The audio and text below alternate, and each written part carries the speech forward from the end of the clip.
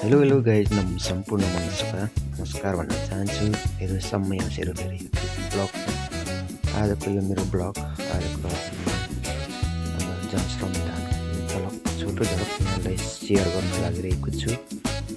मेरो यो भिडियोलाई लाइक सब्सक्राइब कमेन्ट गरिदिनु यहाँ सम्पूर्णलाई अनुरोध गर्दै हाम्रो 24 घण्टा 8% समय अन्त्य परेछ कि यो केरिङ वालको श्रमदान मिलाउने आज पहिलो टोल समय टोल परेको हुनाले यो ल्याइरहेको यो दृश्य यहाँले देख्न लागेको छौँ।